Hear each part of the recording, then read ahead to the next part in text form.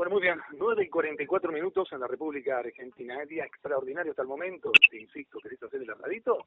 Si haces el asadito, aprovecha ahora porque me parece que tipo 0 horas, madrugada de mañana y se viene la lluviecita. No sé, vamos a ver si viene, qué tipo de lluvia podría llegar a presentarse, pero yo te aconsejo que aproveches el día de hoy, porque realmente vale la pena. Vivir vale la pena. 9:44, ya estamos con nuestro segundo reportaje del día en este cierre de temporada de ni más ni menos, la segunda temporada, y te recuerdo que el 1 de febrero, sábado 1 de febrero, comenzamos, 2020, claro está, comenzamos la tercera temporada. Ya está del otro lado el abogado Provida, que siempre está con nosotros, porque siempre surgen distintos temas, y por eso lo tenemos como consulta permanente. Estamos hablando de Elías Badalasi, el doctor Elías Badalasi. Elías, bienvenido, Sergio Salón te saluda, ¿cómo estás? Hola Sergio, bien, muchas gracias y la verdad, muy bueno poder estar en el último programa, en el cierre, que gracias por En el ello. cierre, no, por favor, en el cierre de la segunda temporada, sí. Sí. Gracias por atendernos, Elías, y bueno, siempre un nuevo capítulo, ¿no? En este caso, Ginés González García, apenas asumió, ya cumplió con una premisa de lo que tiene que ver el movimiento político al cual pertenece, ¿no? Presentó el nuevo protocolo del aborto no punible. Así es. Y tal cual vos lo decís, estamos hablando de una primera medida de gobierno como Ministerio de Salud. Esto sorprende porque, vamos a aprovechar para decirlo, el año pasado no solo el tema aborto fue un tema importante para la salud, sino también la falta de medicamentos en los hospitales, la no entrega en algunos casos de medicamentos oncológicos a personas que realmente lo necesitaban, o al menos no la entrega en el plazo y en el tiempo que debían hacerlo. Hubo varias cosas que fueron afectando. Hubo un caso muy conocido de un chiquito que necesitaba un remedio llamado Spinraza y se tuvo que hacer toda una junta de firmas para poder conseguirlo. Entonces, teniendo esa situación en el país y sobre todo Perdóname, Sí. Conozco muy bien esa situación porque fui uno de los periodistas que colaboró con Claro. todo eso. Inclusive lo hemos sacado aquí también en otro programa mío en Buenos Aires, en otra emisora. Un medicamento muy costoso de $500,000, estamos hablando, Claro. $500,000 por chico. Hay una fundación detrás de todo eso también para ayudar, y todo un caso vinculado en un momento a una pulseada con hombre, ¿no? Así Sí. que hemos ayudado a destrabar esa situación hipercara en tratamiento para lo que es la moneda argentina, ¿no? Sí, bueno, vos que estuviste en el tema, vos lo sabes bien. Hay otras cosas que creo que el Ministerio se podría encargar y enfocar mucho más, sobre todo si hablamos como una primera medida de gobierno. Acá estamos hablando de crear un protocolo el cual va a permitir la utilización y la entrega masiva y a cargo del Estado de misoprostol. Ahora salió otra resolución judicial que permite de nuevo la venta, pero con este protocolo no va a hacer falta, digamos. Todos los efectores de la salud van a estar obligados, los que sean públicos al menos, a practicar los abortos, y realmente es preocupante la reacción de cómo lo hicieron, que desde ya te adelanto es una segunda edición del protocolo Rubinstein, que duró un día y al otro día lo dieron de baja. Bueno, Ginés lo volvió a subir. Yo ayer estuve haciendo una comparación de los dos protocolos, igual lo aclara muy bien en el prólogo y lo aclara muy bien en la resolución que crea esta actualización. Aclaran de que es una segunda edición del anterior protocolo. El inmediato anterior había sido el de Rubinstein, y cuando comparás cambiaron un par de palabras, pero más o menos es lo mismo. Y el de Rubinstein era muy preocupante. El de Rubinstein, que es en día hoy el actualizado como una segunda edición y ya puesto en vigencia, implica no contar ningún plazo gestacional, implica no poner ningún límite ni ninguna barrera, y que ¿cómo se llamaría esto? Toda la no punibilidad, digamos, las excusas que se utilizan hoy en día para practicar los abortos no necesiten ser probadas, pero ninguna, porque incluso ellos hablan de aborto cuando ocurre un peligro para la salud. de la mujer o mujer gestante o persona gestante, como también empiezan a incluir esa forma de mencionarlo en los textos. Cuando ocurre un peligro para la salud, explican que la salud puede ser de peligro social, puede llegar a ser un peligro psicológico, un peligro mental o diferentes cuestiones que afecten su salud en términos generales, según como la entiende la Organización Mundial de la Salud, y que eso no es necesario que se vea reflejado o comprobado, al menos a la hora de hacerlo. O sea, que por la sola invocación de una mujer que diga o me violaron o este embarazo me está afectando a mi salud, ya entraría, según este protocolo, dentro de las causales. Y al no tener límite, podemos encontrarnos con abortos pasados el segundo trimestre. O sea, sería una locura.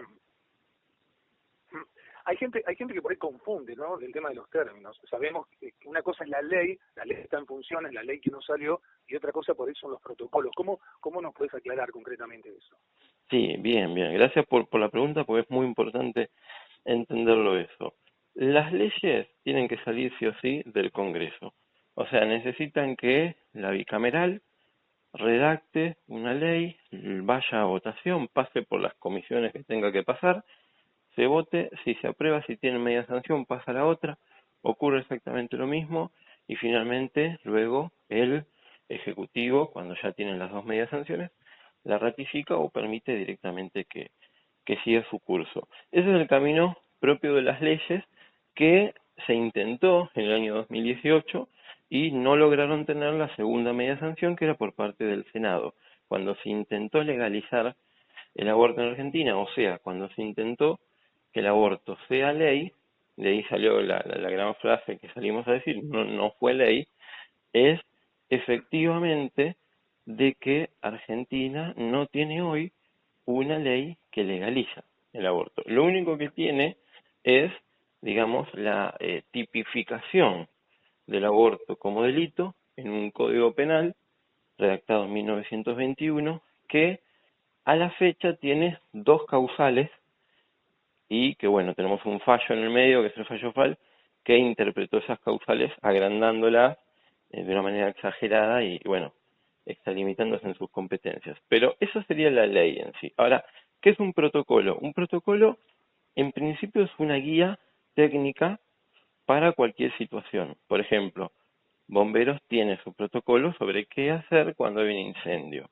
La policía tiene diferentes protocolos de acción en base a diferentes cosas que pueden llegar a ocurrir en el día a día en la calle. Ahora, la utilización del protocolo de aborto en Argentina se está yendo básicamente por las ramas porque no se usa como un manual o una guía técnica, sino como si fuera una ley creada directamente por un ministerio.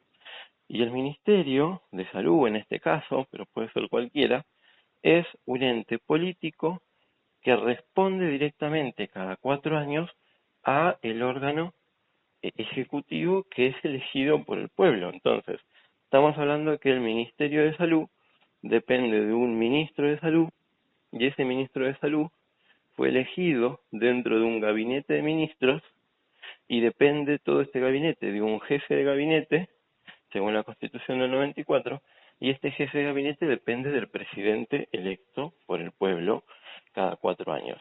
Es siempre una decisión política dentro de uno de los tres poderes del Estado, que es el Ejecutivo.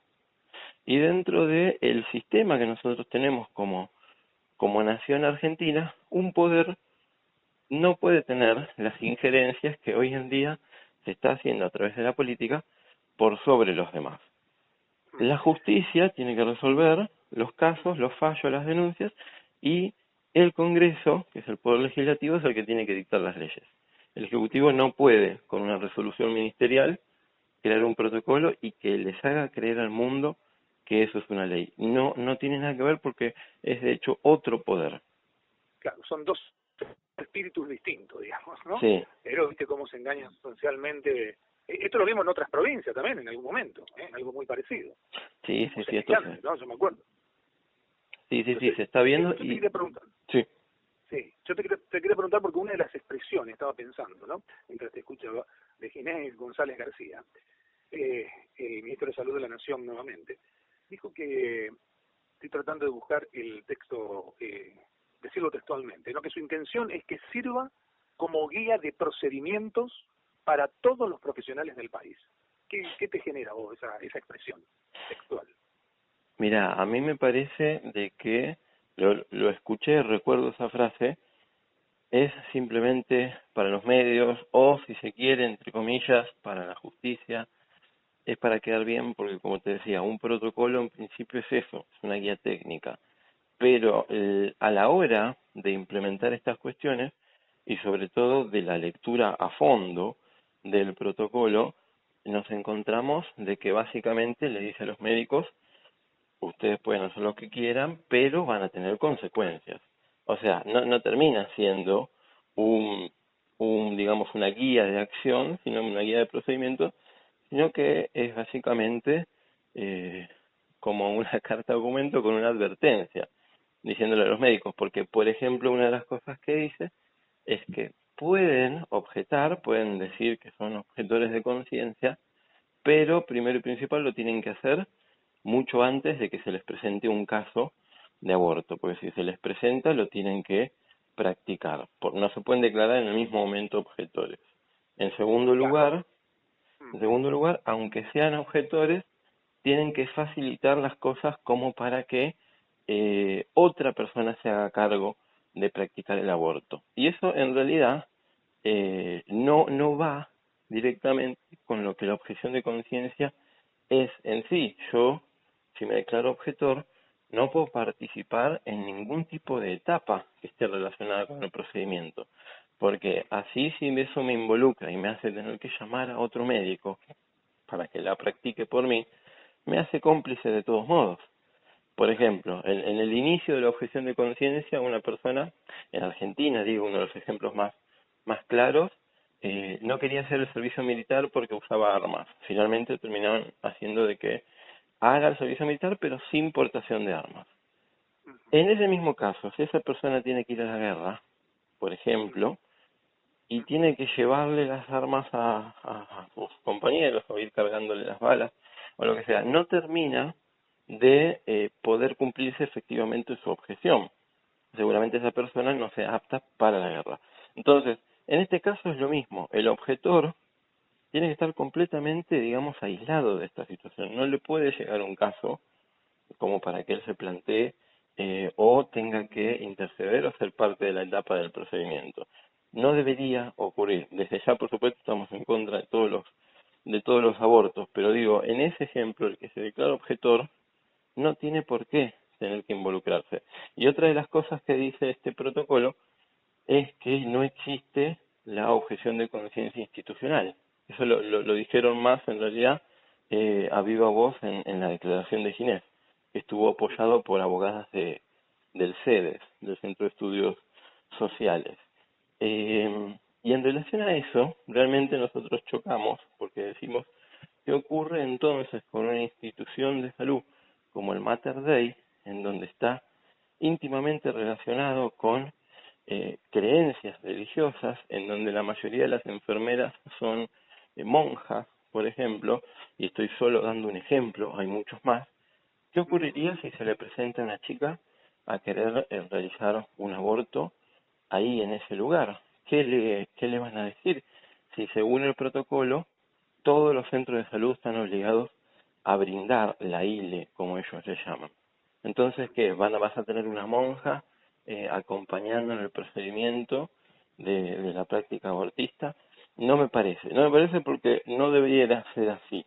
Entonces, esto está afectando directamente a los médicos, no es en realidad una guía, sino es un modo de aprisionarlos. Ya hay médicos que me están hablando pidiéndome la objeción de conciencia que yo redacté para que la puedan presentar, porque realmente están muy preocupados y tienen el miedo logrado que llegaron a hacer con el caso de Leandro Rodríguez Lastra, que finalmente lo condenaron porque en ese momento se negó a practicarlo y no era objetor.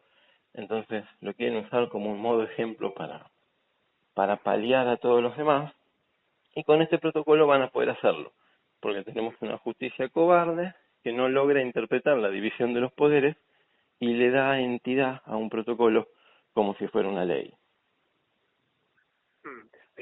Así de clarito. Yo digo, ¿cómo es esto? Porque esto fue finalmente...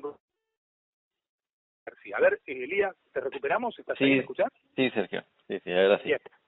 Bueno, por suerte tuvimos la suerte de poder retomar. Digo, estaba comentando, estaba por preguntar, justamente si esto que finalmente es una resolución de tipo ministerial, que no necesita aparentemente, digamos, por ejemplo, un decreto, ¿esto cómo es? Las provincias, sigo pensando en las provincias, reitero, las provincias después toman la decisión si lo aceptan o no, o sea, las provincias pueden manejarse de manera independiente a esto. Sí, así es. Esto ocurre porque en Argentina, cuando se conformó el Estado argentino en sí, las provincias eran anteriores a la nación. Y se decidió, digamos, brindar ciertas competencias a la nación, sobre todo de poder y dirección, pero algunas competencias fueron reservadas a las provincias. Entre esas tenemos dos: salud y educación. Entonces, siempre que se trate de una cuestión de salud o educación, en realidad, yo te doy mi opinión, el Congreso de la Nación ni siquiera debería meterse. Debería ser una decisión de los congresos y legislaturas de cada una de las provincias. Que cada provincia decida, en un respeto al orden federal, lo que quiera hacer con su tipo de educación y lo que quiera hacer con su salud pública local. En realidad, bueno, la política ha tomado como una herramienta de movilización de las masas el utilizar la educación como un sistema nacional y la salud pública como un sistema nacional.